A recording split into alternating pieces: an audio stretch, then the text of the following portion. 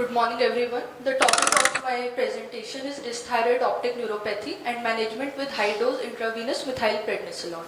A 52-year-old male presented with the complaint of forward protrusion of both eyes for the last 6 to 8 months, which was gradually progressive, associated with painful eye movements, foreign body sensation, redness and fullness of eyelids. There was also an associated complaint of decrease of vision in both eyes for the last 1 month. The patient had a significant medical history. He was a known case of Graves' disease on treatment of tablet carbimazole 20 mg twice a day and tablet propranolol 40 mg twice a day. The patient was a chronic smoker with a history of consumption of 1 BD pack per day. At presentation, the best corrected visual acuity was 6/12 in both eyes. On initial examination, there was presence of lid edema and lid retraction, both upper lid and lower lid. The extraocular movement restriction in all gazes was present. The conjunctiva shows presence of bulbar conjunctival injection with chemosis. On interior segment examination of cornea with fluorescein staining, there was presence of diffuse SPKs. On measurement of the intraocular pressure in primary gaze, it was 30 and 28 millimeters of mercury respectively in right and left eye. Based upon this clinical presentation, exophthalmometry was performed using the Hertel's exophthalmometer and the readings came out to be 30 and 31 millimeters. On examination of the posterior segment, there was presence of grade 2 disc edema in right eye and grade 3 disc edema in left eye. The color vision and contrast sensitivity was also deranged in both eyes. On NCCT orbit, there was presence of enlargement of all the extraocular muscles with crowding at the orbital apex. A diagnosis of both eye dysthyroid optic neuropathy was made. Graves' orbitopathy or thyroid eye disease has two components, the activity of the disease and the severity of the disease. The activity corresponds to the degree of inflammation and the severity is the functional deficit.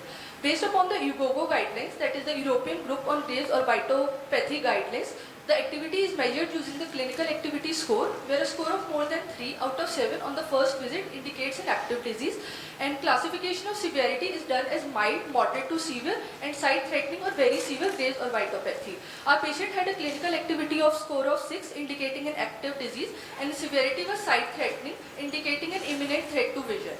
The options available for treatment are oral steroids given as 1 mg per kg tapered slowly over next 4 to 6 months. But they are not the first line of treatment in sight-threatening disease because they induce remission in a smaller number of patients with small duration of the period of remission. IV steroids as IVMP, intravenous methylprednisolone, is the first line of treatment. Immunomodulator therapy includes cyclosporin, mycophenolate mofetil and azathioprine, which is always given in combination with the oral steroids. Radiotherapy is usually not done as the first line of treatment because of the potential side effects and is usually administered when all the other exhaust. When we have exhausted all the available and relatively safer treatment options. Intraorbital steroids are given when a course of intravenous methylprednisolone has already been completed or the patient has any contraindication or is not tolerating the systemic corticosteroids. Orbital decompression is indicated in sight-threatening orbitopathy when the patient does not respond to at least 2 weeks of medical management. Based upon these guidelines, we started a patient on intravenous methylprednisolone 1 gram for 3 consecutive days and the patient was also counseled for smoking cessation.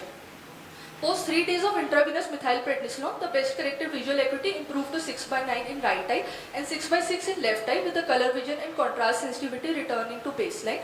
There was marked symptomatic relief to the patient and the signs also were reduced with the reduction in the lid edema, reduction in the conjunctival chemosis and the injection.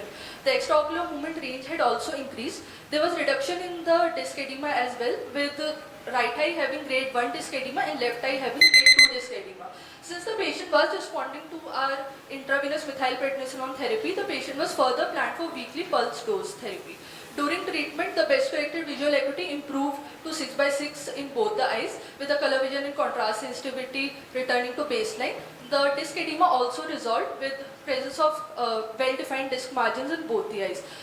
After the second pulse dose of intravenous methylprednisolone, the patient was also started on immunomodulator therapy as combined therapy increases the incidence of remission and also shows that there is longer period of remission in these patients and patient further received 3 more weekly doses of intravenous methylprednisolone.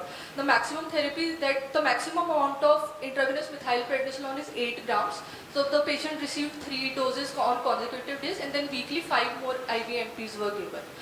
So it is very important to diagnose dysthyroid optic neuropathy as it is a very sight-threatening disease and proper systemic corticosteroids are the first line treatment and should be administered. Thank you. Nice. Nice presentation. Okay. What are the precautions you want to take in giving therapy?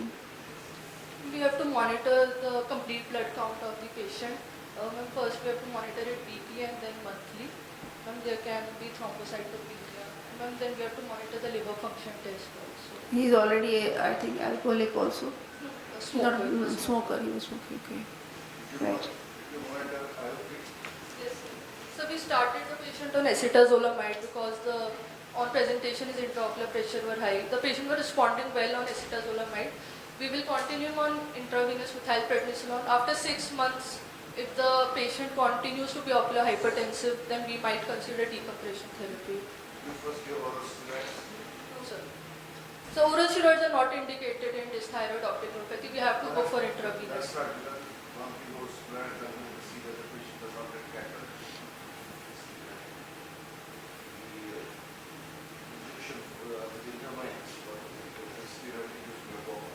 And the kind of thing is that whether they are steroid, there are some people who do dose of steroid, yes, correspondent with glaucoma. So we have to give them IVM. No, that's right. The steroids are the two things that we can find always monitor the IOP. You must monitor the IOP because if the person is responder, then they will be further damaging the optic nerve. So we have to monitor it. Right. It's okay. Thank you.